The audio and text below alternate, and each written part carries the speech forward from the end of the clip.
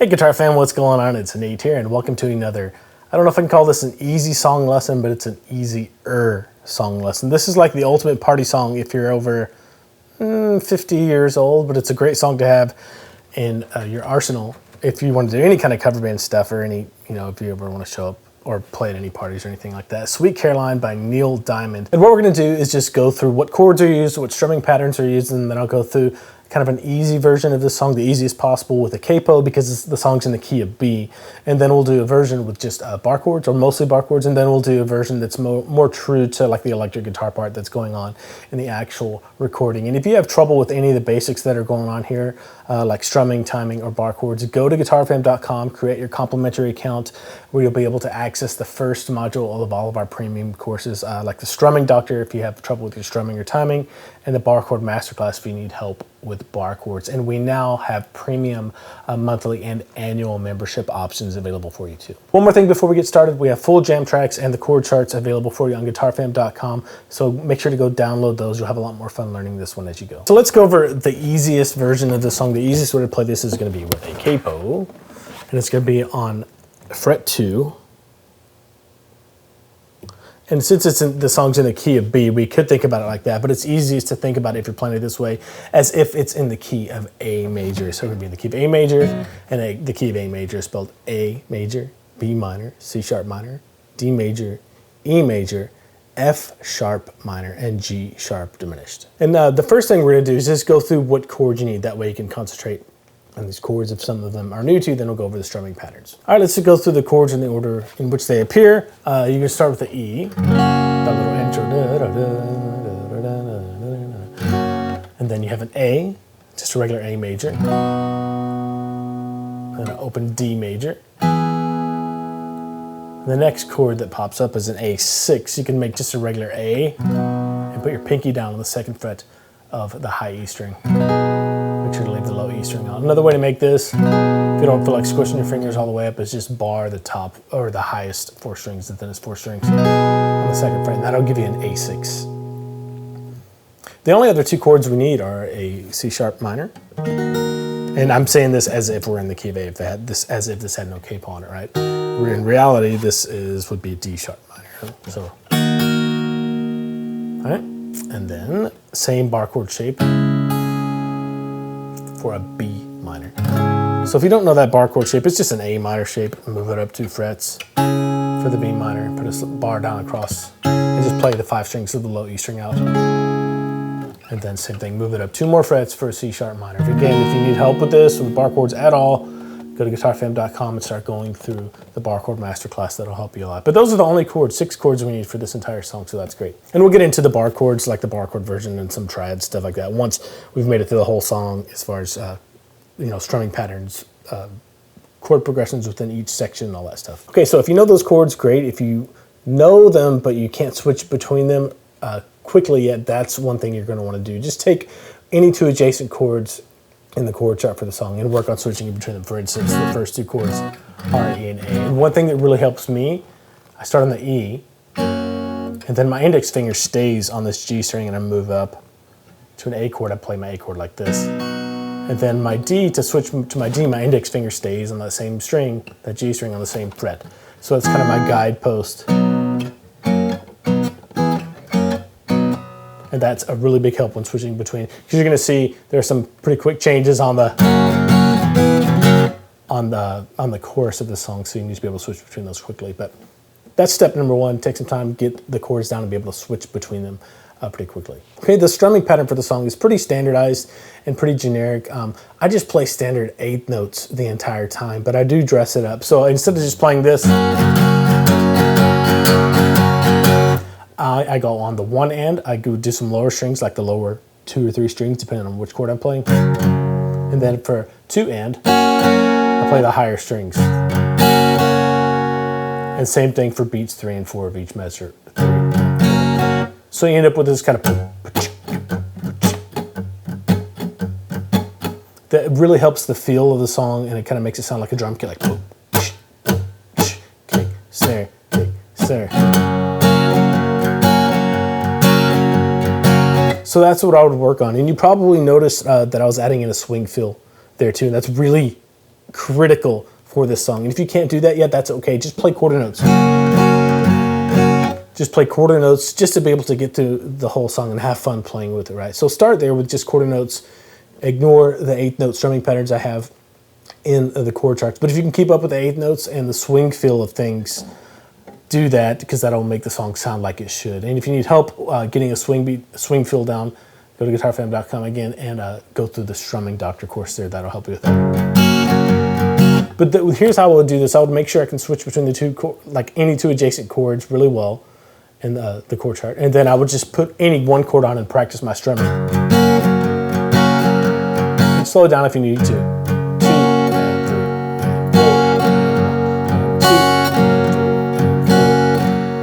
Okay, so this is really the tactic that I use to teach all of my private lesson guitar students, is divide and conquer, like simplify, boil things down, isolate things as much as possible, like just the individual chords, then just 2 chords at a time, and then separate the strumming on its own. And then when you bring them together, it'll be much easier to get through an entire song. So that's kind of your homework assignment if this is tough for you. If you've already got all this down, let's just start going through the order of the song. So at the beginning, you have 7 measures of just an E chord. And I'll give you a couple different ways to play this depending on your level. You could just start off with 1, 2, 3, 4, 2, 3, 4, 5, 2, 3, 4, 6, 2, 3, 4, 7, 2, 3, 4. And it's kind of a build. You hear the horn lines are kind of being added to over those 7 measures. And it gets a little more intense, and then it kind of, not crashes back down, but brings it back down for the verse to start. So just play an E chord for 7 measures. And if you can only do quarter notes, that's fine, just do that. Okay, when you move to the verses, you have an A chord for 2 measures. So when it began, so you have 2 measures of A. When it began. Then you move to a D. Like it began. And then back to A for 2 measures. Strong, and then a strong, go to an E, strong. 2, 3, 4. So each chord in the verse gets 2 full measures. And you're going to see a repeat sign at the end of that last 2 measures of E, and that just tells you to go back and play that A, D, A, E progression again. So you end up with this 2, 4, 6, 8 bar progression for the verse that you play twice. And this is a perfect opportunity to make sure, because it's all A's, D's, and E's, right? It's a perfect opportunity to make sure that this index finger being planted is a home base on the G, that you have that down. So you might want to just go through outside of the strumming pattern, leave the strumming pattern on, just work on that change between those 3 chords.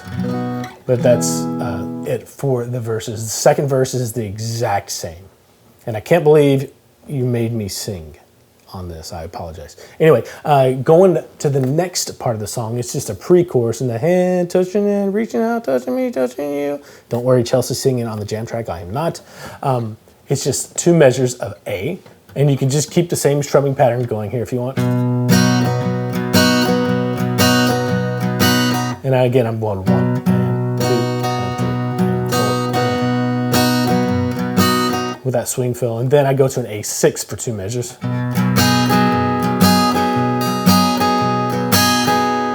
And then go to an E for 2 measures. Then D for 2 measures. Then E for 2 measures to end. Okay, so nothing's really changing. I'm just kind of intensifying my strumming. It's really quiet at the beginning of the verse, and it slowly ramps up. And then on the pre-chorus, it ramps up to like 2nd gear. It gets a little bit louder and crescendos into the chorus of the song. So really separate these parts. I'll just work on the verse at first, and then once you have that down, move on to the pre-chorus, get that down. Once you have that down, go on to the chorus, and then once that's done, it's really all over. If you have the intro down as well, the song just repeats again. So let me try to sing the pre-chorus for you. 1, 2, 3, 4. Hey, touch your hand, reaching out,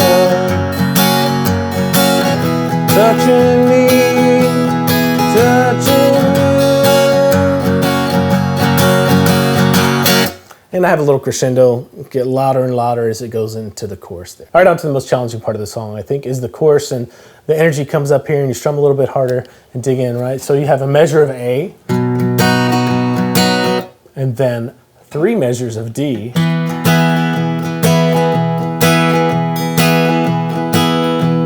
then a measure of E, and here's the tricky one.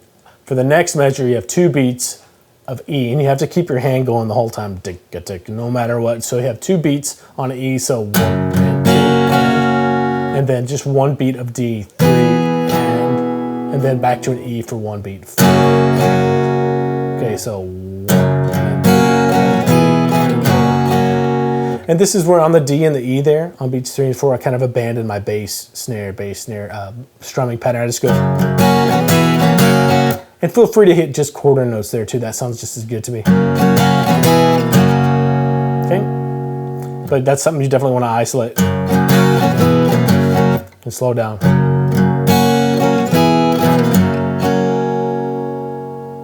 And then it goes on to the next part of the chorus, which is kind of starts the same way as the last phrase or the first phrase of the chorus. Just A for a measure. And then D for 3 more measures.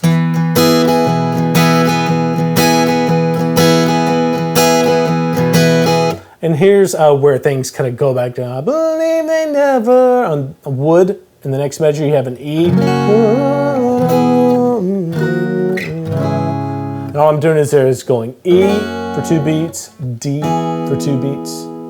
And this is where your C sharp minor bar chord comes in. That's for 2 beats of the next measure, and then B minor for the last 2 beats of the chorus. Now, you can keep doing 8th notes here, but it's coming down in energy so much, you might get away with just going. Just quarter notes there. It's a nice to kind of bring the energy down just to change the song up a little bit. So let me play the whole chorus for you, and I might sing it. I might. Let's see. 1, 2, 3, 4. Sweet Caroline, good times never seem so good.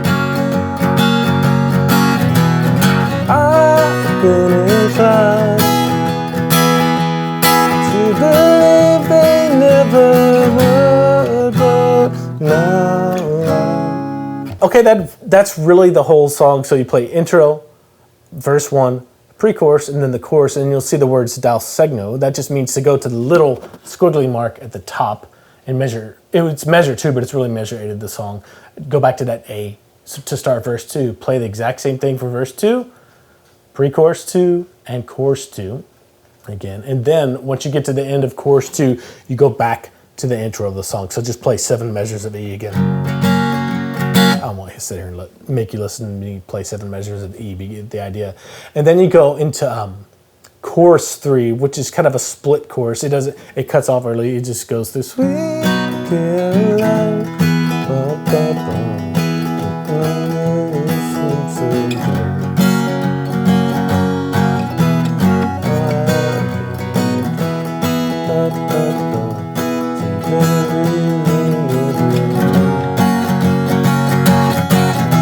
Right there, you turn it around again with the, and you go right back into Sweet. And just continue that until the outro of the song just fades out. So you basically repeat the chorus twice at the end without the, you skip that part at the end of the first chorus and just go right back around to the chorus the second time. Okay, if that seems a little bit tough for you, if you're more of a beginner, just remember, separate the challenges out. Work on the individual chords first, and then working on switching between any 2 adjacent chords in the song, and then work on the strumming pattern by itself. And when you're ready and you have those things down, start bringing them together by learning each individual section of the song. Now, if you're a more advanced player, like an intermediate player, and you want to be able to play this with no capo, just do the exact same thing we just discussed. There are a couple of things that I would change. First off, on the intro, let me just take this off and tune it real quick. Okay, now that I'm in standard tuning again, just using all bar chords. B, we're in the key of B. B would be my 1. E would be my 4. F sharp major would be my 5. And then for 2 and 3 for the it's still just a D sharp minor, same shapes, right? But with no capo, and then C sharp minor for the end of the chorus there. But I would do the same thing, play it the same way. The only thing I would change to take it up to the next kind of intermediate level is at the beginning, when we're first starting, it's on an F sharp. And so I would, instead of just playing, I would just go like this. To fit the energy of the song, just quarter notes coming back in palm reading them every time. So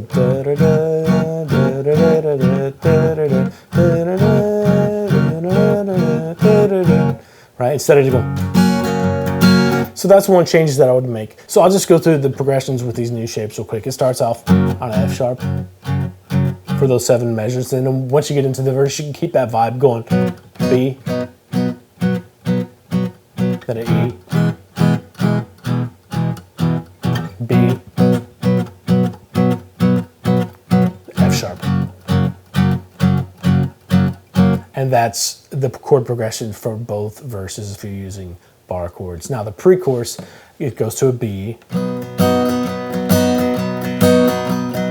And I just flatten out this finger to cover all 4 of the high strings to make this B6. And then for reaching out, F sharp major, E major, touching me, back to F sharp major, touching you. And that's for the pre-chorus. Now for the chorus, you're gonna go to a B, sweet, and then E for 3 measures, then F sharp major for 1 measure. And here's the tricky part of the chorus with bar chords. Just F sharp for 2 beats, down to an E for 1 beat, and back to an F sharp.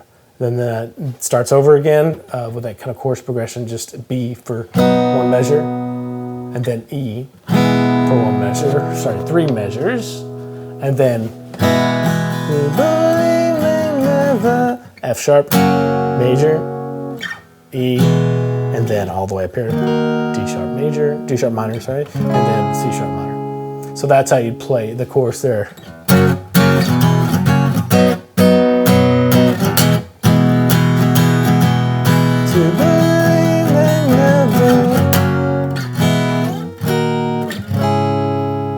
So that's how I would play it. In everything else, strumming stays the same except for the little kind of sneaky quarter note muted bits on the verses and the intro and the re-intro part. But as far as the progressions, the numbers stay the same. We're just changing keys from thinking about A that's capo to actual B, right? Now, if I were playing this on electric guitar, I would cut some of these parts down as far as the shapes I'm using. I would play.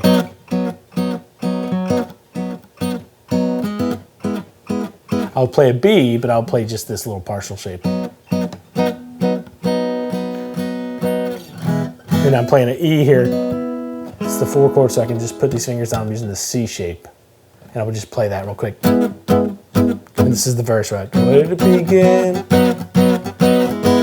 I can begin to know.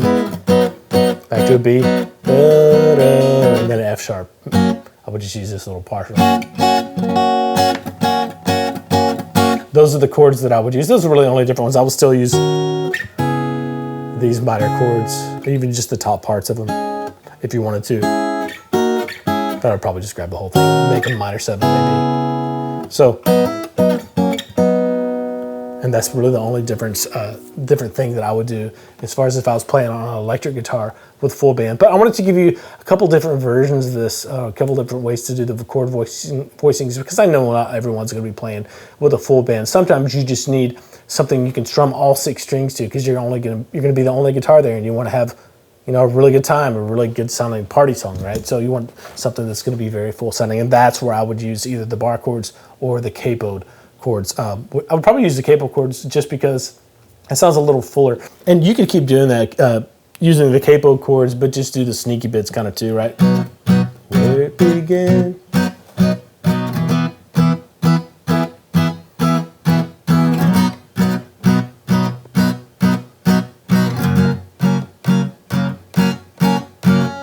Anyway, I will put up the entire performance at the end of this video, which will be here in just a second.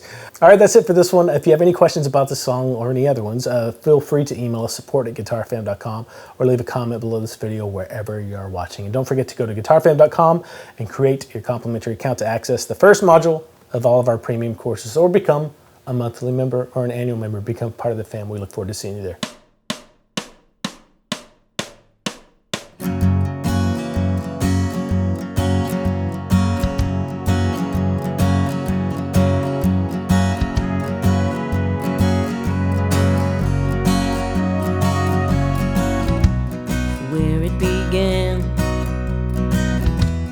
I can't begin to know it, but then I know it's growing strong.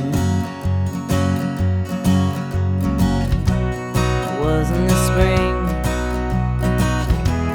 and spring became a summer, with the leaves to come along. Hands touching hands, reaching out, touching me, touching you. Sweet Caroline, good times never seem so good. I'd be inclined to believe there never would, but now I look at the night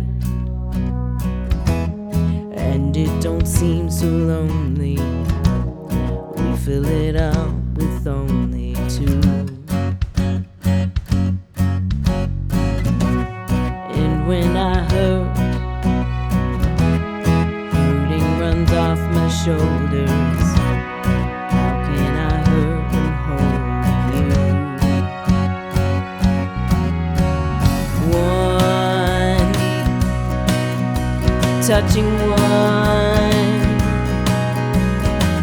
reaching out, touching me, touching you.